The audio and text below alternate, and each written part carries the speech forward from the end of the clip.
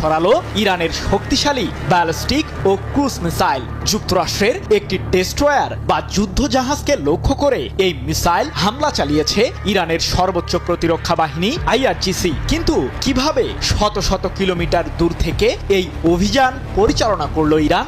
এদিকে 230টিরও বেশি আত্মঘাতী ড্রোন দিয়ে মার্কিন সামরিক ঘাঁটির বিরুদ্ধে কাঁপুনি ধরিয়েছে IRGC। যুদ্ধ শুরুর পর শত্রুপক্ষের বিরুদ্ধে এটি সবচেয়ে শক্তিশালী হামলা বলে দাবি ইরানের। প্রশ্ন হলো, মার্কিনীদের বিরুদ্ধে ইরানের প্রতিশোধের আগুন আরও কতদূর ছড়াতে চলেছে?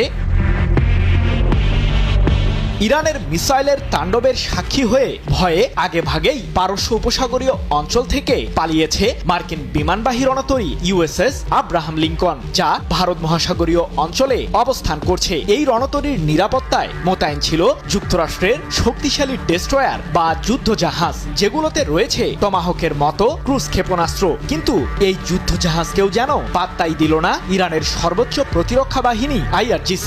সেন্ট্রাল কমান্ড থেকে নির্দেশ পাওয়া মাত্র ইরানের গদর ও তালাইয়ে সিরিজের ক্ষেপণাস্ত্র দিয়েই যুক্তরাষ্ট্রের যুদ্ধ জাহাজে হামলা চালালো IRGC। এরপর কি জুটল মার্কিনী ডেস্ট্রয়ারের ভাগ্যে? ইরানের মিসাইল হামলার সময় দেশটির সীমান্ত থেকে প্রায় 600 কিলোমিটার দূরে অবস্থান করছিল যুক্তরাষ্ট্রের যুদ্ধ জাহাজটি। এ সময় ট্যাঙ্কার থেকে প্রয়োজনীয় জ্বালানি ভরছিল মার্কিনী ডেস্ট্রয়ারটি। কিন্তু পথিমধ্যে ইরানের মিসাইলের তাণ্ডবে সাথে সাথেই যুদ্ধ জাহাজটিতে আগুন ধরে যায় বলে দাবি IRGCর। 4 মার্চ এক প্রতিবেদনে বিষয়টি নিশ্চিত করেছে ইরানের রাষ্ট্রীয় সম্প্রচার মাধ্যম প্রেস টিভি। ইরানের সর্বোচ্চ প্রতিরক্ষা বাহিনীটি আরও জানিয়েছে, দেশটির উপকূল থেকে খুব বেশি দূরে অবস্থান না করায় মার্কিন যুদ্ধ জাহাজটির বিরুদ্ধে সহজেই হামলা চালাতে সক্ষম হয়েছে IRGC।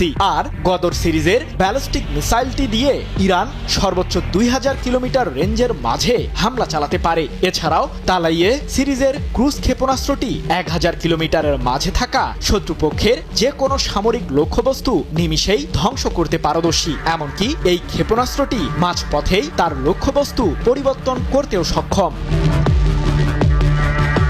কেবলমাত্র এক লক্ষ্যেই ছুটছে না ইরান, একই সাথে মধ্যপ্রাচ্য জুড়ে থাকা যুক্তরাষ্ট্রের বিভিন্ন সামরিক স্থাপনার বিরুদ্ধে প্রতিরোধ বলয় গড়ে তুলছে IRGC। যুদ্ধ শুরুর পর প্রথমবারের মতো যুক্তরাষ্ট্রের বিরুদ্ধে শক্তিশালী হামলা চালানোর দাবি করেছে ইরান। এক প্রতিবেদনে বিষয়টি নিশ্চিত করেছে কাতার ভিত্তিক সংবাদ মাধ্যম আল জাজিরা।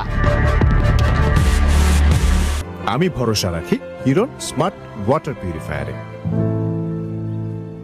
ইরাকে থাকা মার্কিন সামরিক লক্ষ্যবস্তুর বিরুদ্ধে 230টিরও বেশি আত্মঘাতী ড্রোন দিয়ে হামলা চালিয়েছে IRGC।